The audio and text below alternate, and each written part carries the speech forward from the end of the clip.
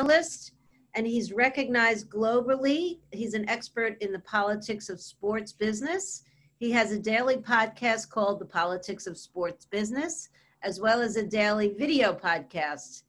He's been a regular on BBC Radio as well as Talk Sports London, and has been quoted in Bolivian and Australian newspapers. He also writes for the Guardian newspaper in the UK, and in the United States, he's been a radio commentator, TV pundit on MSNBC, Newsmax, and ABC. He's the author of 6 books and a frequent college speaker. So there's a lot more I could say about him, but I'm going to give him a little time to talk about himself. I also want to let everybody know that this talk will be recorded. So if there's anything you've missed or you want to share it with whoever you like to share things with, it should be posted on our website within the week. So join me in welcoming Evan Weiner, who will be talking about 1968. Clap, clap, clap, clap. There you go, Evan. Okay, and thank you for inviting me to the library. And we're going to go way back in time, way back in time to 52 years ago. My name is Evan Weiner. I am a journalist. I've been doing this type of thing since 1971. I was at Spring Valley High School up in Rockland County in Muncie, New York in 11th grade when I had a teacher by the name of Joe Dionisio, who I still talk to 49 years later. And he said, student, I want, how would you like to be in radio? I'd like to have you on radio. I said, I want to be in radio in the worst way. And Joe did. He put me on WRKL radio, 910 on your AM dial, 1,000 watts of power, which actually got down the Great Neck. And it's all Polish now. Maybe I had something to do with that. But we had a show called Tiger Talk. It was about Spring Valley High School. It was horrible, but it opened the door. Joe opened the door for me at the Journal News in Nyack, New York, and over in Bergen County at the Hackensack Record. I did 3 terms there, 1 in high school, 1 after college. And in the early 21st century, Peter Grad brought me in to write op-ed pieces over at the Bergen Record. I also wrote op-ed pieces for New York Newsday and Long Island Newsday between 2001 and 2005.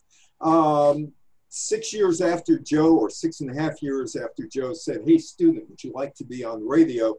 I was with WGRC. That was a 500-watt radio station in Nanuet, New York. And I was covering news and politics. I was 21 years old. I got out of college early. And in March of 1978, I had to cover the Democratic fundraiser in Rockland County. And I got a scoop from John Lindsay. And John said he was running for Senate. So it got me on WNEW radio at the age of 21. I've been covering news ever since then. That is Barbara Walters, and she's selling a television set. She is selling a Westinghouse set. She was on the Today Show back in 1968 with Hugh Downs and Frank Blair and Joe Garagiola. And the TV did not bring the Korean War into your house. In fact, NBC couldn't even cover the Korean War back in 1950 because the sponsor of the Camel News Caravan said, we don't want any coverage of the police action in Korea. But in 1968, TV was in Vietnam, and there's Barbara Walters trying to sell you a Westinghouse TV. Now, the question of 1968, who's the better Catwoman? Was it Julie Newmar, or was it Eartha Kitt? There is a method to the madness about this, whoever you pick, Julie Newmar or Eartha Kitt. Because if you picked Eartha Kitt, chances are you weren't going to see very much of her after Batman, because Eartha Kitt was in Washington on January 19th, 1968. And she was at a White House luncheon, which was honoring women who had achieved a number of things in their careers. And Eartha Kitt went to Lady Bird Johnson and said,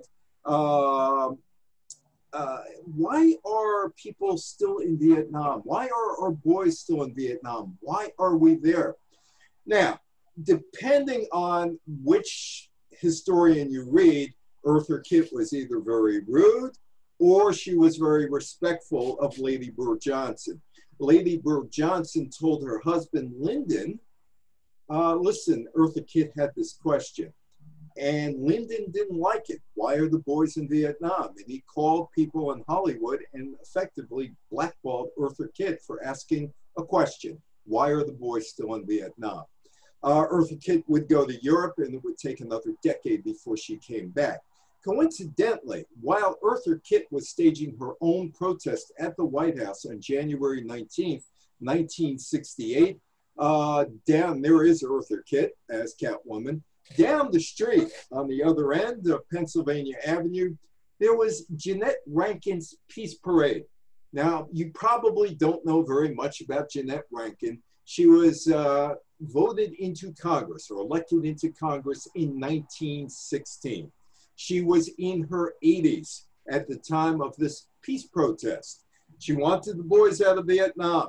She wanted the social crisis, civil rights movement, discussed and ended, giving people equality. And the other thing that you will notice at the Jeanette Rankin peace rally, and she was 87 years old, she voted against, as a congresswoman, participation in World War I, World War II. She had 5,000 people in this march in Washington. But the other thing, the other message was sisterhood is powerful. Sisterhood's powerful. You have in the United States at this point 2 civil rights movements going on. Of course, the Martin Luther King civil rights movement and the Betty Friedan National Organization of Women, women looking to becoming empowered in the United States. And 1968 would be a watershed year for women in terms of women's liberation. So Jeanette Rankin is 87 years old, and she's leading a protest against the Vietnam War. Korean War. Now, if I'm with you, normally I ask this question. Korean War, has it ever ended? The answer is no. There is a truce between the United States and North Korea. It took effect in 1953. It heats up on January 23rd, 1968, as the North Koreans seize the USS Pueblo. Lloyd Booker was the commander of the Pueblo, and they claimed the ship violated its territorial waters while spying. So Lyndon Johnson not only has a problem in Vietnam, but he has a North Korean problem. Lyndon Johnson also has a Cold War problem with the Soviet Union. And the United States is now in its 19th year of not talking to China, which we knew back then as an 8th and 9th grader as Red China or Communist China. So Lyndon Johnson has all kinds of problems over in Asia, and this just adds to it. Booker and his men would eventually be released. A year later, the ship is still in North Korea, and it's a museum now. On January 30th, the Viet Cong launched the Teth Offensive against South Vietnam. On January 31st, the Viet Cong soldiers attacked the U.S. Embassy in Saigon. So happened that Walter Cronkite, the most trusted man in America at that time, the CBS anchor, happened to be in South Vietnam doing Report from Vietnam at that point, which would air later in February. Now, the Viet Cong Tet Offensive didn't exactly go all that well for the Viet Cong or North Vietnam in Ho Chi Minh. However, the Americans seemed to have won the Tet Offensive, but there was mixed messages that came out of there. In fact, Richard Nixon, who was running for president in 1968, you remember him, thought that the Tet Offensive went so well that Vietnam might have been taken off the table by the time Election Day would roll around. And there is old Iron Pants in Vietnam putting together his report, which would air on February 27th, 1968, about the war in Vietnam. By early 1968, February, as a matter of fact, only 35% of Americans approved of Lyndon Johnson's handling of the war. The Vietnam War was played out globally on television. In fact, if you might remember, back in 1968, 69, there'd be daily body counts. How many were killed? How many were wounded? how many missing in action, how many killed in action, how many allies were killed. That was a daily staple, body counts at dawn. That played into the Vietnam War and would all be part of Cronkite's report. Remember these guys? Those who are in camera, I see Muriel is saying, yeah, you remember, and there's a smile on your face, right, Muriel? Because when I put up a picture of these guys, to some people, they break into a smile because they're the Smothers Brothers. Smothers Brothers got to CBS in the early 1960s. They did a show where one of the brothers dies and comes back as an angel to advise the other one. It's a terrible show, but CBS knew what they had. CBS wanted to get a younger audience in 1967. Red Skelton was getting old. Ed Sullivan was getting old. Miss Kitty and Gunsmoke was no longer Miss Kitty. Lucy was on, and whatever incarnation of the Lucy show it was. And then you had Green Acres, which I love, and Petticoat Junction, and the Beverly Hillbillies. You had the Rule block, and CBS was trying to get out of that. They figured, let's bring on two young comics, and you know what? They're a comedy team, and they're going to be great. Except Tommy Smothers decided he didn't like the Vietnam War, nor did his writers. I'm not even sure whatever became of the writers and part-time actors on that show. Steve Martin, ever hear of Steve Martin? He was on that show. A guy who went on, had one TV role, Meathead, Rob Reiner, whatever happened to Rob Reiner. And then there was Super Dave Osborne, Bob Einstein. He was on that show too, and David Steinberg, who actually blew up the show in March of 1969.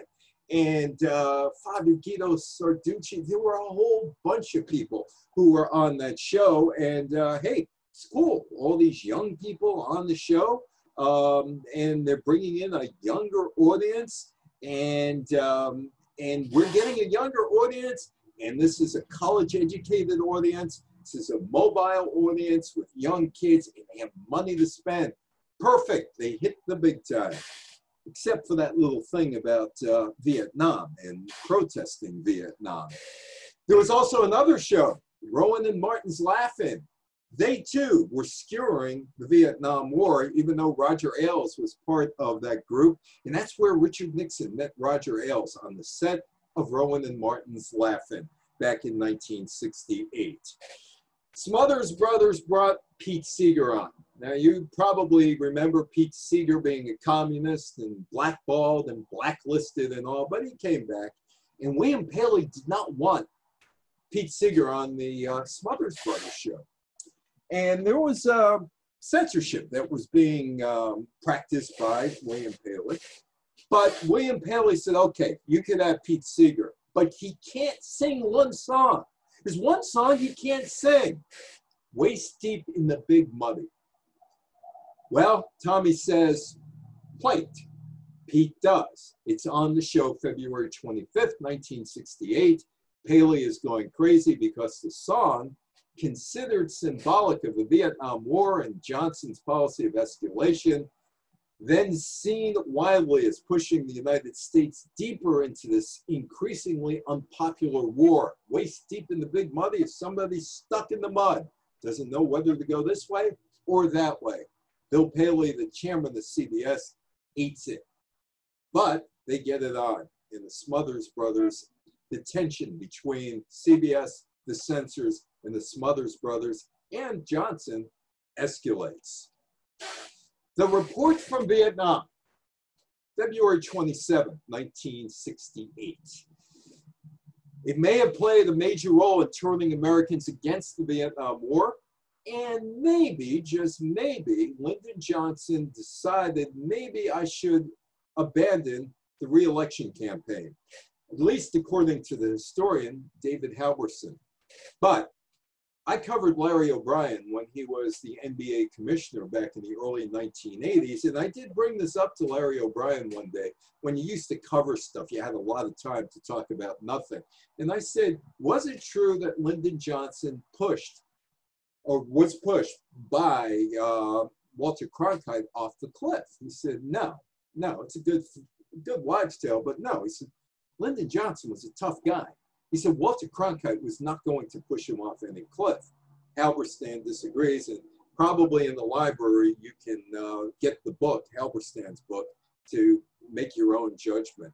And there is Lyndon Johnson. Lyndon Johnson's running for re-election in 1968. Eugene McCarthy is one of the candidates at that point, as is George Wallace. But Wallace is not going to be running as a Democrat.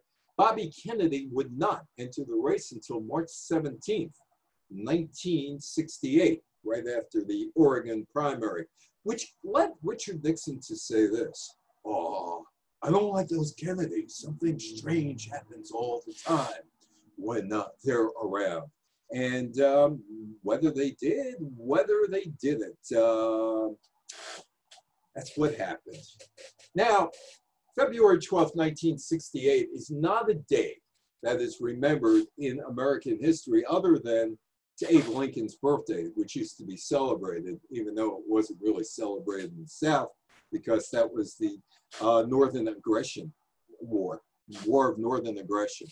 But February 12th, 1968 is a pivotal day because the Memphis sanitation strike would start.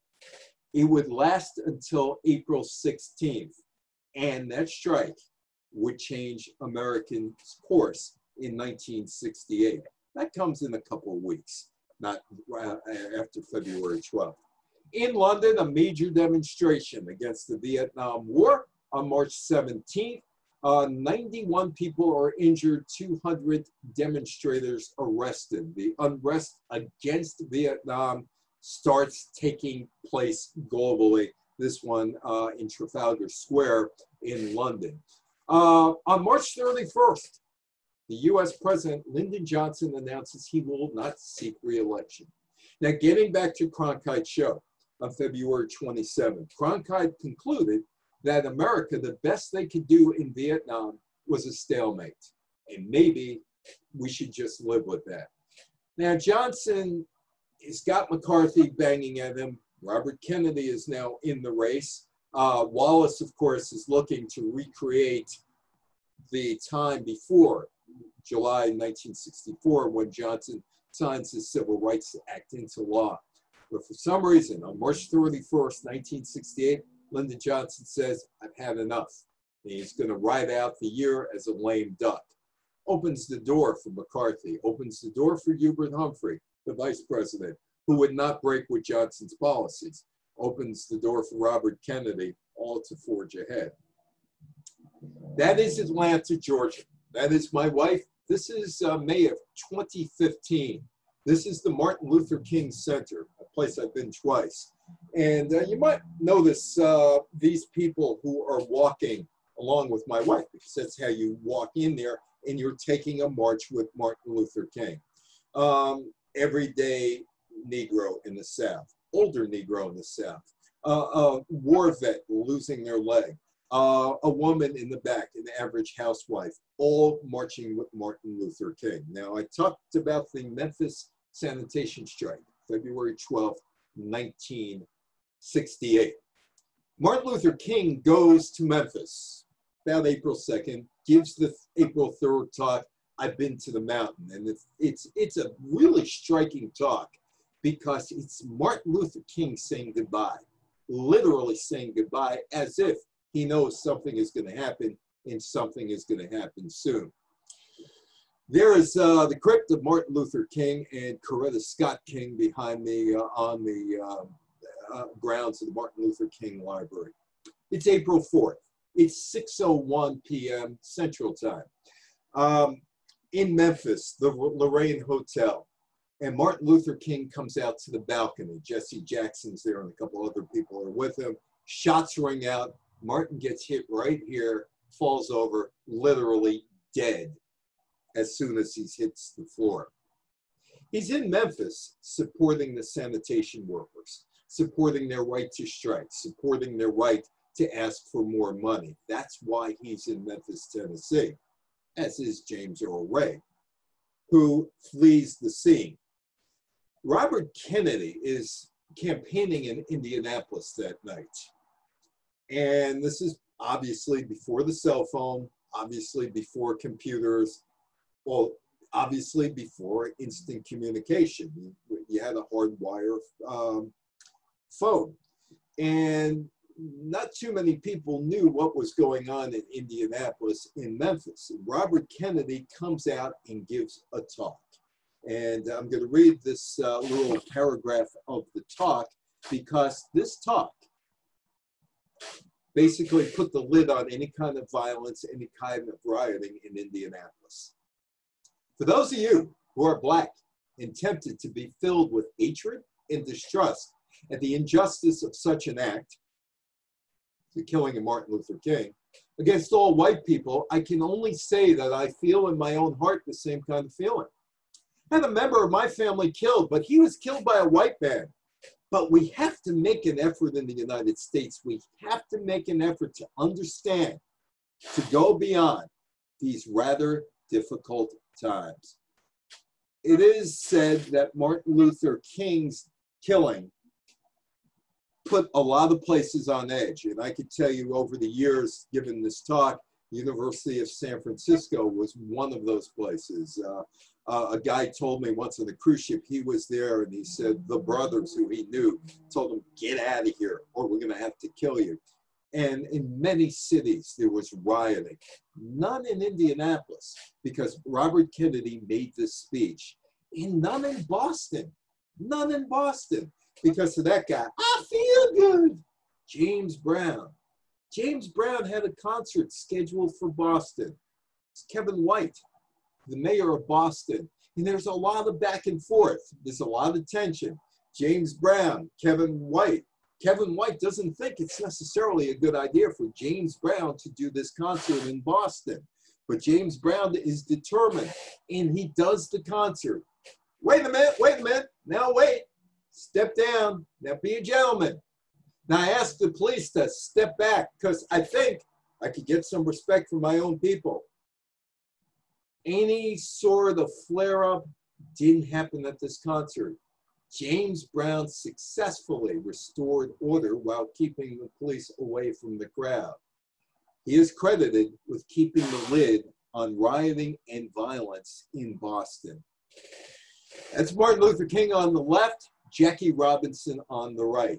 Baseball in 1968 was still America's national pastime, although football had eclipsed it as the most popular sport, at least according to the Harris poll in 1965. Martin Luther King, civil rights leader. Jackie Robinson, a real civil rights leader with the with the Brooklyn Dodgers, coming up in 1947, enduring all kind of racial insults and threats. His team was the Brooklyn Dodgers, now in Los Angeles, owned by Walter O'Malley. And baseball had no idea what to do following the death of Martin Luther King. On the morning of April 9th, which was the burial day of Martin Luther King, the Dodger owner, Walter O'Malley, met with Buzzy Bavasi and shortly thereafter said the team would not play its opening game against the Philadelphia Phillies. It didn't really matter. Bill White, who ended up being the New York Yankees announcer, was the guy who said, Martin Luther King did a whole lot for all of us. Bill White came up with the St. Louis Cardinals. Actually, he was with New York San Francisco Giants before that. And in St. Petersburg, Florida, during spring training, the Black players stayed at the rundown hotels, other end of town, had to follow the Green Book rules. The Green Book was, if you were a Negro, this is where you could stay, this is where you could eat, this is where you could get gas. And he said, we've made a lot of progress. I'm not playing, and he got his Phillies teammates to say the same thing. The baseball commissioner, Spike Eckert, said, I'll leave it up to the individual owners. O'Malley was the most powerful owner in baseball in 1968 of the Dodger organization, team that integrated, and he was willing to play. After Buzzy Bavasi told him, you know what, maybe it's not a good idea to play, O'Malley relented. That is Washington, D.C. That is after some of the rioting in Washington, D.C., burnt out buildings. There were burnt out buildings all across the country. Some of the worst rioting since the Civil War. Some of the biggest riots took place in Washington, Baltimore, Chicago. The mayor there, Richard Daley, told his police about the rioters to shoot to kill in Kansas City. LBJ signed the Civil Rights Act of 1968, which prohibited housing discrimination based on race. You weren't supposed to do that. That was passed in April of 1968. On April 23rd through 30th, Vietnam student protesters closed down Columbia University, shut down administrative buildings, shut down the entire university.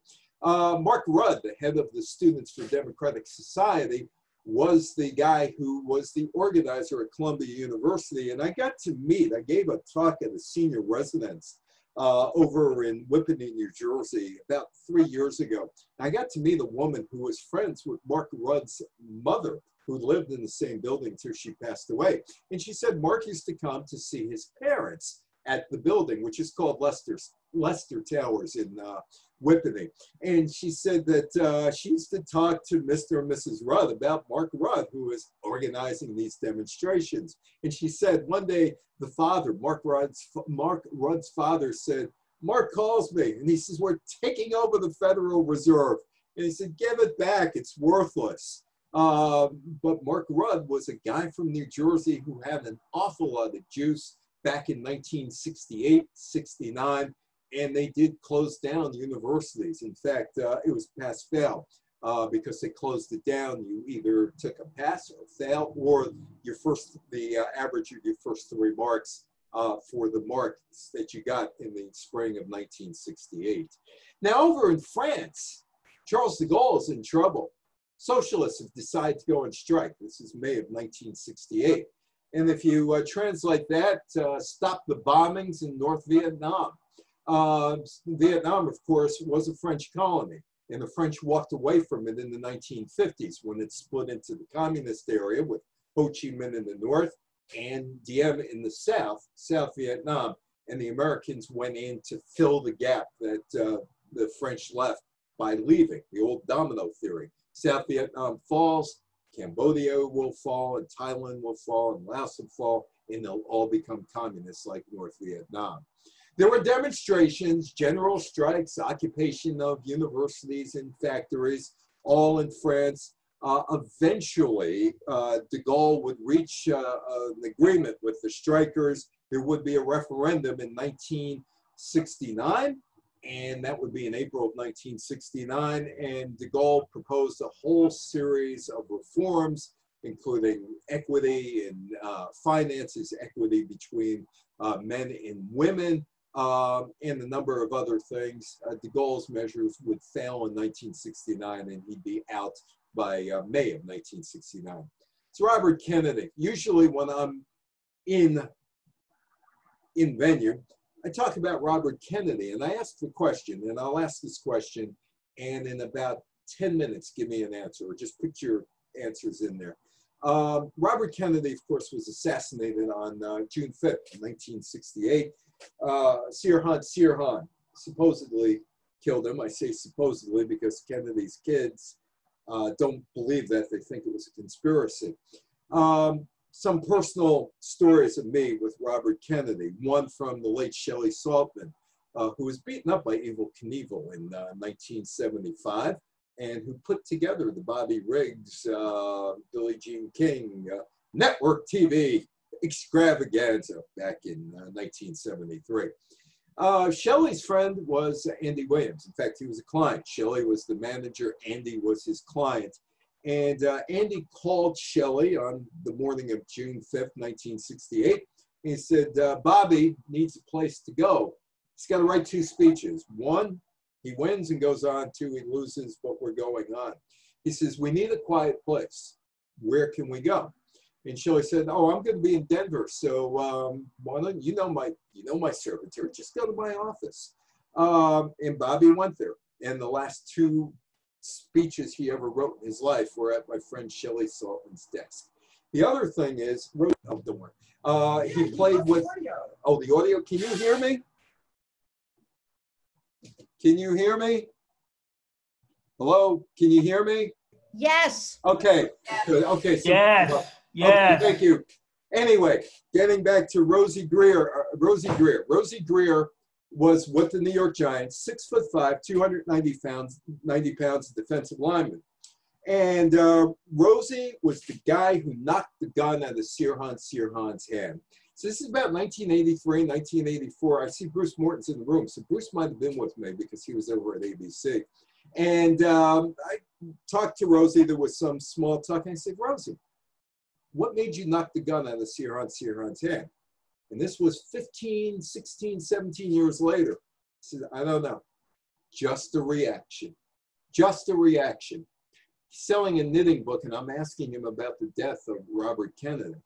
And it was him and Rayford Johnson, the Olympian decathlon, who they were the bodyguards of Bobby Kennedy. Bobby, according to everybody I spoke to, was kind of a runt. It's like 5'6", 5'7", and they figured that those two guys, Rayford and Rosie, would be perfect bodyguards.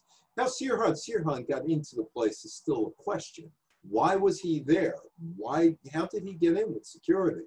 And Kennedy is shot and killed. And my question is, and like I said, when we get to the part, which will be soon, the Democratic National Convention in Chicago, I want to ask this question. Would Bobby Kennedy, had he lived, and of course this is history's mysteries because we can't answer it, but in your opinion, had he survived or had he not been shot, would he have been the Democratic nominee for president in 1968? Meanwhile, in Czechoslovakia, Prague Spring. Now, I was on the cruise ship giving this talk in March of 2018, and there was a woman who was sitting in the front row, and she was in a walker. She was from Chicago, and she looked up and she started saying, yes, I remember that. I remember that. I remember that well. And I'm on stage, and there were 200 people who were there. And I said, you were there? She says, oh, yeah, I was in Bratislava. And I told the crowd, I said, I'm done. Mic drop, right? Mic drop. Anyway, in terms of the mic drop, I said, let's talk. And I told the people, I said, listen, I am going to, am I still on? Right? Lost things here? Did we lose it? The video disappeared. Okay, let me come back in. I see you, but I don't see your shared screen. Okay, let's see what happened here. Okay, are we back? Yes. Okay, okay, we are back. Good. So anyway, so this woman is telling me she was there, and the mic drops, and I go sit next to her, and I tell the people, I said, you know, just tell the cruise director, speaker is tired, and you know, he's going to let this woman talk. So I sat there. I'm not seeing you, Evan. I'm not seeing you. Can you hear me though? Yeah, I can hear you fine, but I'm not seeing you. Okay, don't worry about it. You got the screen? Yeah. Okay, so that's fine. The screen is fine. All right. So anyway, so I tell the woman, I say, you were there? She says, yeah, I was in Bratislava. Bratislava. She says, it's 11 o'clock at night, and Mama is with me. And we go, and Mama says, looks out the window and says, why are there helicopters and airplanes flying over Bratislava at 11 o'clock at night? And then she looks again, and there are tanks rolling in. August 20th, why is this happening? Oh, the Soviets decided that was it. They had to crush the Prague Spring. The Prague Spring started on January 5th. Alexander Dubček was elected the first secretary of the Communist Party, and it ends on August 20th. And basically, there were a whole bunch of reforms. And this woman said it was lovely in Bratislava because you would hear guitar players, they'd be singing songs, the poets would be reading poetry, and nobody was looking over their shoulder. Nobody was they thought was going to report to the Communist Party who was doing this and who was doing that. But it was all over on August 20th. But the interesting thing that this woman told me was that the people she felt sorry for were not her fellow Czechoslovakians or Slovakians. She was living in Bratislava. She said the people we really felt sorry for were the Soviet troops, because they were young guys, they had to stand there, they were thirsty, they were tired, but they couldn't take any of our water or anything because they felt that they were going to be shot. And she said they were the real losers. We were the losers too. This woman, by the way, had a visa going to Brussels in October of 1968. They didn't take her visa away. She and her mother packed up. They went to Brussels, but instead of going to the hotel, they went right to the American embassy. They had sponsors in Chicago, and within 72 hours, she and her mother started the new life in Chicago in October of 1968 and left Czechoslovakia in the background. She said she did return to Czech Republic and Slovakia eventually, but it was a long, long time. It's an interesting perspective that I had never heard of that. That's Pol Pot, Cambodia, the killing fields. The Khmer Rouge was officially formed, and forces launched an insurgency across Cambodia. North Vietnam provided shelter and weapons to the Khmer Rouge, and that war would expand and include the United States in 1970 with the bombing of Cambodia, which led to the Kent State shootings on May 4th, 1970. That is the Beatles: Paul, George, John, and Ringo. And this is where the pop groups would merge with the folkies and the protesters in what was called the counterculture. John Lennon decided to put out a song about what the Beatles thought of what was going on in the world. They were against Vietnam. They were against segregation. In fact, in 1964, they refused to play at the Jacksonville Gator Bowl unless it was segregated. So it was time to put out a statement about Vietnam. And they did. The song is called Revolution, which is kind of goes nowhere. If you want a revolution, you can count me in or out. But it opens the door to mainstream rock groups. I have a friend by the name of Richard Lee. He's up at St. Bonaventure's University in Buffalo, or near Buffalo, and Olean, New York. And he does a talk called Was Rock Music the Soundtrack of Global Protests? Again, this is one of those questions you can wait to the end, yes or no. Was rock music the soundtrack of global protests? The answer might be John Lennon put out a song, Give Peace a Chance, and then Stephen Stills, Something's Going On Around Here. So, you know, it could be yes. The rock musicians replaced the folkies like Bob Dylan and Joan Baez and Tom Paxton, and Country Joe and the Fish, and Pete Seeger, and Peter, Paul, and Mary as the ones who were against the Vietnam War. I don't throw Arlo Guthrie's Alice's Restaurant in there because it's not necessarily an anti-war song, although it could be interpreted as that. Arlo Guthrie once said of Alice's Restaurant, it's an anti-stupidity song. And I talked a lot about that in 1967 when the song came out. The cultural protests now are merging with the political demonstrations in 1968. And musicians have a voice. They have a voice now. And people start listening to rock musicians. There he is. Oh, there he is, Richard Nixon. I knew Nixon, first met him in 1985. Look at that look on Gerald Ford's face. Just look at that look. It's like, I know something's going to happen. I really do know something's going to happen. And the guy who is looking to the left looks a lot like George Romney up there. That's Pegasus. Pegasus ran for president. There was a guy in Englewood, New Jersey. He said, I liked your talk about 1968, but he was a vet. He was a Vietnam vet. But you left out one thing. I said, what's that? You left out Pegasus. That's right, Pegasus. I forgot about Pegasus. He ran for president. Now, the political theater, as the Yippies Party was called, political theater as far as the Yippies were concerned, the Youth International Party, nominated Pegasus for president on August 23rd, 1968. Chicago police arrested Pegasus, his wife, and the piglets, along with Jerry Rubin and others for disorderly conduct. The Democratic National Committee was coming to town for their party's convention and to nominate somebody. And now here's where I could ask the question, or I asked the question. Would Robert Kennedy have been the Democratic nominee? Yes or no? Simple. And if you have anything, I did see somebody say yes. And I'm going to give you what I think was I think, Mike, do that again. I will give you what I think the answer was, because I cannot. I said maybe. Maybe. Okay, maybe. I have lost everything again. Anyway, here we go. We got it back. The answer seems to be no. And the reason is that Lyndon Johnson hated Robert Kennedy, as you might remember. And Lyndon Johnson hated the Kennedy faction.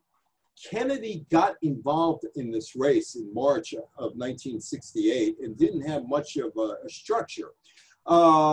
This was a test run for 1972, according to people who I know over the years, and we talked about it, that Kennedy was going to put his chips in 1968, see as far as he could get, and then campaign for 72. Also, you got to remember, Nixon hated the Kennedy family. So there was a lot of people who were not on Kennedy's side in 1968. And then there's the George Wallace factor. George Wallace was running. And George Wallace was obviously trying to continue segregation in the South. And he locked up the Democratic vote in Arkansas, in Tennessee, in Louisiana, in Mississippi, and in Alabama. Kennedy stood no chance in any of those states. So this was a dry run, according to people. And also, if the Democrats lost, if Humphrey lost, it would have created a vacuum in the Democratic Party that Robert Kennedy could have stepped in. Of course, it's a history's mystery. You never know. Humphrey was the Democratic nominee. But that may not have been the real story of Chicago. There were protests in the streets of Chicago, as Jim Morrison wrote in one of his songs, or actually in New Haven, outside the convention. And the Vietnam War is the significant issue. And there it is, outside the Hilton Hotel, looking down. I was on a cruise ship, and a woman from Chicago was at the Hilton, staying in one of the upper floors that day. And she said she just looked down. The police were here, and the protesters were there, and you could see both sides were just itching for a battle. And the protesters are yelling, the whole world is watching. Well, Dick Daley, Richard Daley, who is the mayor of Chicago, who told his police back in the April rioting to shoot to kill, does not want his city to be sullied in any way, shape, or form. Now, Richard Daley also got some sort of intelligence that the Yippies were planning to get truckloads of LSD and throw the LSD, dump the trucks into Lake Michigan, into the Chicago water supply, so everybody could get a psychedelic high, like Groucho Marx. You bet you didn't know that Groucho was one of the first people who took LSD. And Richard Daley was really worried about having an entire city being totally stoned during the Democratic convention. Abby Hoffman and Jerry Rubin vowed to lead the Vietnam War protesters to the amphitheater in the Meat District and disrupt the convention. They never got that far. Richard Daley made it totally clear there would be no attempt to stop the disruption of the convention or sully the city's name. They were not going to stop at anything. They were going to make sure Jerry Rubin was going to be put in place, and Abby Hoffman, and Rennie Davis, and all of the others. And they were going to do this. The cameras were watching. Also, the cameras were watching while Mike Wallace and Gunga Dan Rather, Gunga Dan, were roughed up. Now, I'm going to give you an example of 1968 television news reporting as opposed to 2020, as Mike Wallace and Dan Rather were roughed up in the amphitheater. It is Walter Cronkite. And this is Walter Cronkite's decorum in 1968. I think we got a bunch of thugs here, if I may be permitted to say so. He's asking you the viewer, can I say this or not? Can you imagine that in 2020? We got thugs there. No, you don't. Yes, you do. No, you don't. It was a different time in 1968. But Dan Rather and Mike Wallace were escorted out of the building. It's August 28th. The TV cameramen, they're there in the streets of Chicago. The cameras get up and they're on. The red light goes on. They're watching the crowd. The whole world is chanting, and they're watching the cops. This is the Chicago Tribune. Chicago Tribune was owned by Colonel McCormick at one time, member of the America First Committee. It was no liberal newspaper, still isn't to this day. This is what they wrote. Many convention visitors were appalled at what they considered unnatural enthusiasm of police for the job of arresting demonstrators. Oh, and there's Dick Daley, Richard Daley, the mayor of Chicago. And he is upset because Connecticut Senator Abraham Riverkoff is speaking. Daley did everything to curtail the voices of those against the war, those rioting, everything he could. But Riverkoff gets up there and accuses the Chicago police of Gestapo tactics. Richard Daley had enough. Cutthroat sign. Riverkoff continued. It was originally the Chicago 8, not the Chicago 7. Abby Hoffman, Tom Hayden, David Dellinger, Rennie Davis, John Freunings, Jerry Rubin, Lee Weiner, and Bobby Seale are all arrested. And they're arrested on various charges, including inciting a riot. In February of 1970, Seale is taken out of the Chicago 8. That's how it becomes 7. 5 of the remaining Chicago 7 conspirators are convicted of the intent to incite a riot while crossing state lines. By 1971, an appeals court overthrew that verdict. The convictions were reversed on appeal. And these are women. These are women of 1968. Women of 1968 who want to change. They want equal opportunities in education. They don't want to be second-class citizens. They do not want to get married and be referred to as Mrs. So-and-so. They are taking a stand. Now, this starts on 1963 with the release of Betty Friedan's book, The Feminine Mystique. By 1966, Friedan organizes the National Organization of Women. They're young women, and they are going to have their say. On August 22nd, the New York Radical Women invited women of every political persuasion to the Atlantic City Boardwalk on September 7th, the day of the Miss America contest. They were going to protest the image of Miss America, an image that they claimed oppresses women in every area in which it purports to represent us. The protest featured a trash can, and it was called the Freedom Trash Can. Women could throw away all the physical manifestations of women's oppression, including bras, girdles, curlers, false eyelashes, wigs, and issues of Cosmopolitan, Ladies' Home Journal, Family Circle. Not only that, you could burn your bra. Bra burning. Now, when I'm in person, I ask women, don't want to be personal, but how many of you burned your bras? Inevitably, I get answers. And there is the Freedom Trash Can, and there is a woman, and she is with a network. She's a reporter, and she's asking these women who are dumping their bras into the Freedom Trash Can if they're going to burn their bras, or in this case, the woman on the left, an electric razor for shaving her legs. And this puts the women's lib movement on the map. This, the bra burning, the Freedom Trash Can. The 1968 protests didn't change the pageant, but they did introduce feminism into the mainstream of consciousness and expand the national American conversation about the rights and liberation of women. A second human rights movement had started. Meanwhile, back in Burbank, why are these men smiling? Sock it to me. Richard Nixon was a guy, I dealt with him about 20 times. A guy devoid of any kind of sense of humor.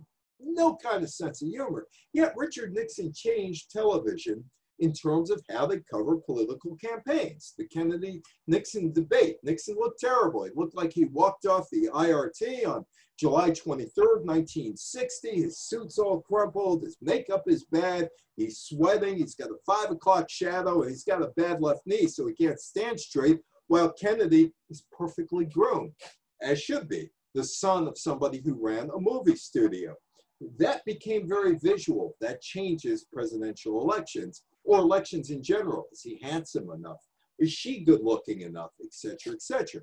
1968, Nixon, a man totally devoid of any kind of humor, goes on Rowan and Martin's Laughing, counterculture show, as a matter of fact, where he meets Roger Ailes. William Shatner was the producer, and they got Nixon on, and they said, you know what we do here? What was the main thing? Sock it to me. Nixon says those immortal words, sock it to me. And with that, Bill Clinton could go on Arsenio Hall. Presidential candidates could go on late night shows to announce that they're running for president. Arnold Schwarzenegger could go on Jay Leno to say, in a joking manner, I'm going to be the governor of California. Richard Nixon changed that. Meanwhile, the Smothers Brothers are in trouble. They've been given the Edward R. Murrow treatment. Murrow in 1960 does one last special for CBS, The Grapes of Wrath, and that's about California migrant workers, and 60 years later, the show still holds up. But Murrow was told by Bill Paley, you got to show the show to me, and we do the final editing. Murrow says, I'm out of here. He had the pull that he could leave. Smothers Brothers didn't have that pull, and they're told, you've got to hand us the tape 10 days in advance so the censors could thoroughly vet them. That's Pat Paulson. Pat Paulson would become the editorial man on the Smothers Brothers. I used to send away for his scripts. I lost them. I have no idea what happened to him, but he developed a character who could speak out of both sides of his mouth on issues long before The Daily Show, long before all the other shows. The Smothers Brothers and 3WE, that was the week that was the father of comedy political satire in the United States, or the father and mother, so to speak. Paulson was cast as the editorialist, deadpan, double talk comments on the issues of the day. By the way, in 1968, the Harry Belafonte was cut from the Smothers Brothers show. Why was he cut from the Smothers Brothers show? He sang a protest song. Behind him was a montage of what happened in Chicago during the Democratic National Convention. What was replaced in the Belafonte 4.5-minute spot? 4.5 minutes of commercials why Nixon was the one.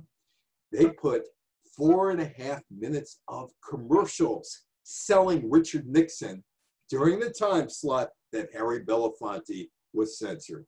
That's Jose Feliciano. Jose Feliciano from Puerto Rico, American territory, blind. He had his guide dog at his feet, which he never saw. And look at those guys behind him. They look like they should have been at the VWF performing a polka or something behind him. Or they may look like Herb Alpert in the Tijuana Brass. Anyway, he performs the Star-Spangled Banner in Detroit before Game 5 in the St. Louis Cardinals Detroit Tigers World Series, and he performs it Calypso style, as they would in Puerto Rico. That's October 7th. It's a Latin jazz twist, and in Tiger Stadium, there are cheers and there are boos. Meanwhile, the switchboards at both the St. Louis Cardinals office and the Detroit Tigers office getting irate calls because Feliciano's version of the national anthem was unpatriotic. NBC was flooded with calls. How could you show this long-haired guy with the glasses disrespecting the flag? What the audience was never told was he was blind and he had his guide dog there and he was from Puerto Rico. But the calls came in because the national anthem was unpatriotic. Mexico City, 1968, they're supposed to host the Olympics 3 or 4 weeks prior to the beginning of the 1968 Mexico City Olympics. There's a riot. The CNH, that's the protest group made up of students from 70 universities and preparatory schools, are protesting, and they coordinate a protest to promote social, educational, and political reforms in Mexico. It's October 2nd. There are 10,000 students gathered in the plaza in Mexico City to protest government's actions and listening to speeches. And here's where it gets rather murky. And all these years later, 52 years later, it's still murky as to what exactly went on. About 5:55, there are red flares that are shot by the Mexican armed forces. 6:15, another 2 flares shot from a helicopter. 5,000 soldiers ascend on the plaza. 200 tanks, trucks. Many people died. Many people arrested. What the Mexican government said was that the students were basically getting into it with the other students, and they were there to protect the students. And they were trying to separate the protesters from one another because the protesters were fighting one another. 40 years later, they still stuck to the story. 52 years later, they still stick to the story that it was the protesters that caused all kinds of problems. In reality, what the Mexicans wanted to do was stamp out any kind of demonstration or protest leading up to the Olympics and protesting the Olympics. They accomplished that goal. Meanwhile, inside the Olympic Village, inside of the Olympic Stadium, Avery Brundage, who Howard Cosell once said came of age during the time of William of Orange, Avery Brundage is powerless. The International Olympic Committee chairman and president didn't like protests at the Olympics, didn't like commercialization at the Olympics. Didn't think that the Olympics should be politicized, although Avery Brundage once said the 1936 Berlin Summer Games, the Hitler Games, were the finest games ever to be held in the Olympic history. And it was Brundage who pulled Marty Glickman and Sam Stoller out of the 4x4 relay, according to Marty, and deprived Marty and Sam of their gold medals, and Jesse Owens, Ralph Metcalf took their positions in the 1936 Olympics in the 4x4. Marty always told me and others that he always believed that Brundage wanted to spare the furor, the embarrassment of 2 Jews holding gold medals on the Olympic podium. Well, this comes about. That's Peter Norman on the left. That is Tommy Smith in the middle, and that's John Carlos on the right. And there are little patches above the USA, and above the Australian team logos that got some people upset, along with Carlos wearing beads after he wins the bronze medal to commemorate lynching. And the gloves are up in the salute, and what you don't see is that they're both barefoot, protesting poverty. And you don't know at the time that Smith and Carlos split their gloves during their protest because Peter Norman, the Australian, thought that they should. The 3 were supporting the Olympic Project for Human Rights. It would not be until 2012, 6 years after Peter Norman's death, that the Australian Parliament apologized to him for the way the country treated him after that protest. Norman was a world-class athlete who should have made the 1972 Australian team that was in Munich and wasn't allowed to. He was blackballed because he helped Carlos and he helped Smith with their protest. Neither Carlos nor Smith returned their medals. Both of them were removed from the Olympic Village. Smith went on to play in the National Football League with then the American Football League Cincinnati Bengals in 1969. They would merge with into the NFL in 1970.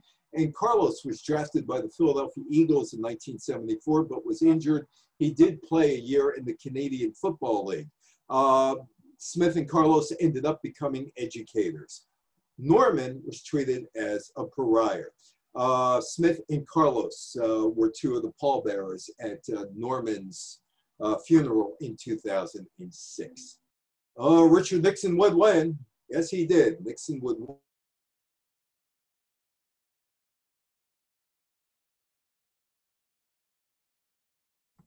Evan, we're losing you. Are you there? Do you hear me?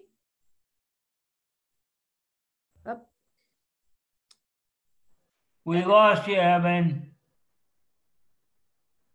Let me get you in the chat. Let's see. If how about now?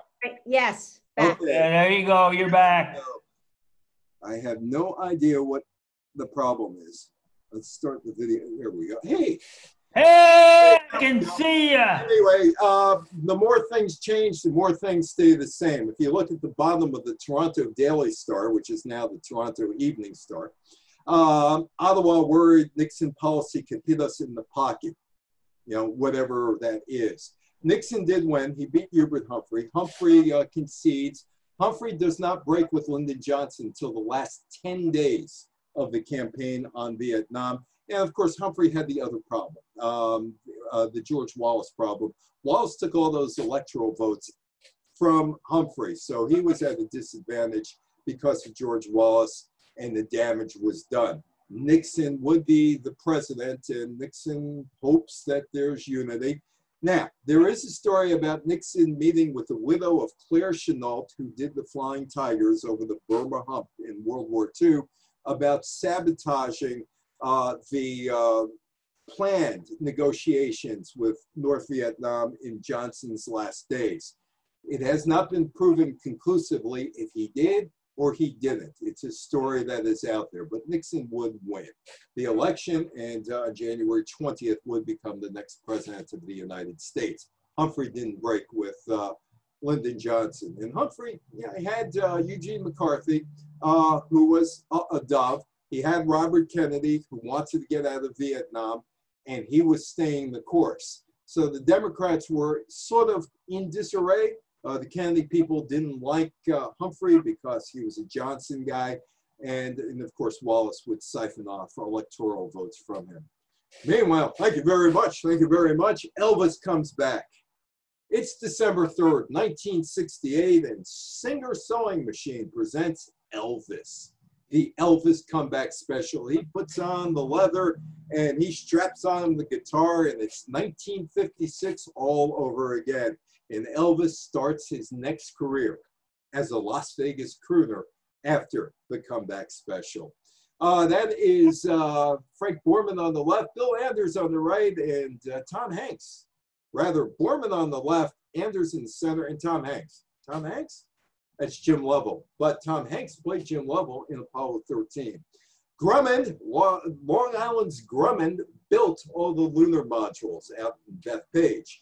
And they couldn't deliver the lunar module in time for Apollo 8, probably stuck on the Long Island Expressway, or maybe going on the Verrazano Narrow Bridge. So the first lunar module mock-up didn't get there, and they couldn't perform some stuff, so they decided, hey, let's make it a round trip to the moon and back, and they do. They circled the moon, the three of them, Borman, Lovell, and Anders, on Christmas Eve. And they read passages from the Bible, Genesis, and they took a lot of pictures of the Earthrise. And basically the message was this from Borman, Lovell, and Anders. It's the good Earth. Take care of it. Take a look at it. It's the only place we live. I have a friend, Richard Hull, Dick Hull, who worked for NASA.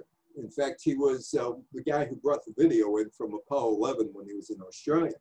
And Dick told me that more than even the Apollo 11 mission, which landed men on the moon, that Apollo 8, circling the moon on Christmas Eve with Borman, Lovell, and Anders reading passages from the Bible, resonated more with people watching the space race than the moon landing. And they got more letters from Apollo 8, from the message that Borman, Lovell, and Anders read, than they did from Apollo 11, which took off in July of 1969. course, the problems in 1968 would not end on December 31st. 1968 would shape generations to come, and we're still feeling the impact of the Vietnam War. Nixon would become president, but he would not end the Vietnam War. In 1969, the world became a little more difficult. In 1969, Yasser Arafat became the PLO head. Assad in Syria took over as the dictator. Golda Meir became the prime minister of Israel.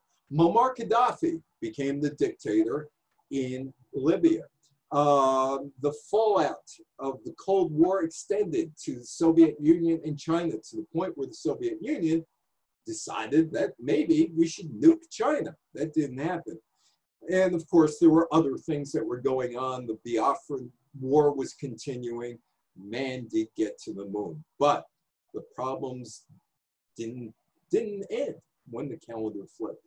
Thank you so much. Thank you for inviting me to talk about 1968. Any questions, any comments? And thank you, Evan. It was really informative, and you really know your stuff. So if anybody has any questions, feel free to unmute yourself.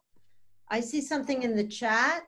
Thank you, Elise. Yes. Not too much. Thank you. Stay safe. Okay. Evan, Not too much. Evan, I have to add something about Jose Feliciano. You're in Detroit. Tell them that you're in Detroit. I'm in Detroit. Okay. And Ernie Harwell was asked by the tightest tightwad I ever knew in sports, outside of Russ Thomas, Jim Campbell, to pick the three people for the national anthem. Ernie Harwell was a songwriter as well as a great baseball announcer. And a good man. He was a very good man. I had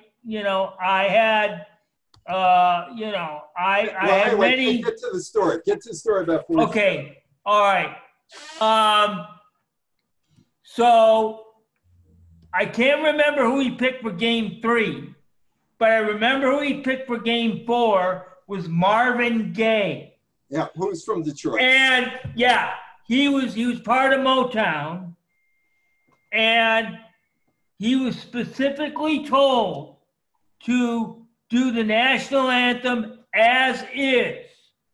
Now, of course, 15 years later in LA at the NBA All-Star game, he did perhaps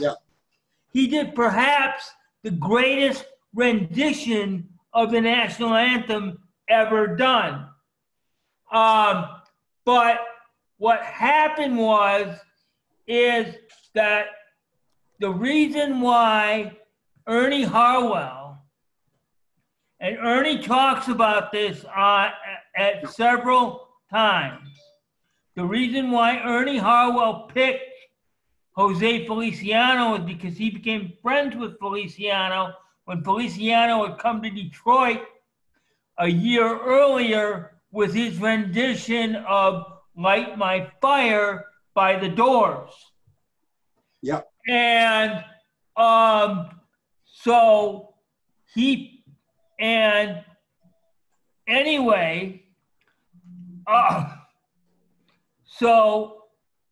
people called WJR radio.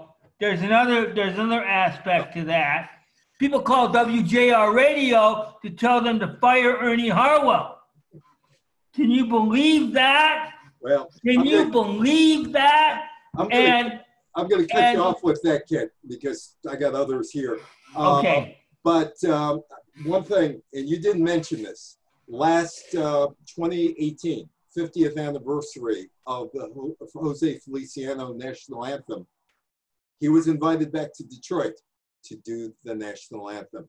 Anybody else? Tessa, thank you so much for your compliment. And thank you, Lisa. Anybody else before I go? I got one new message here. Can I compare the sentiment from the Nifty 50 tech stocks in 1969? No, I can't. I can't do that. So with 2020. Anyway, I want to thank everybody for being here. I hope that it was informative, and we'll see you again at some point. Thank you so much, Evan. It was a very informative prep, and you're very well prepared. So I've only done this talk about 75 times. oh, I could. You mean? No, So, I'm sorry about the technical glitches. yeah, that's all right. I mean, listen, that's the life in technology world and the COVID pandemic presentation world. So it went. Okay, and again, you can put it, using the social media and all that. I will. Let me thank everybody who's here. Well, I can see him. Thank you, Kent. Thank you, Kate. Thank you, Harvey and Aline. Thank you, let's see, Mark. I feel like Romper. Remember Romper, Stomper, Bumper, Boo? Tell me, who are you? Thank you, Mark. Thanks, Bruce. Thanks to Harriet. Thanks to Judy's iPad. Thanks to Eric. Thanks to Ethel. Thanks to Annabo. And thank you, Tessa, who is left. And thank you for inviting me, and hope to speak to you soon. Okay, that sounds great, Evan. Be well, everyone. And you're already home, so I don't have to say get home safely. So talk to everyone. Bye-bye. Bye-bye.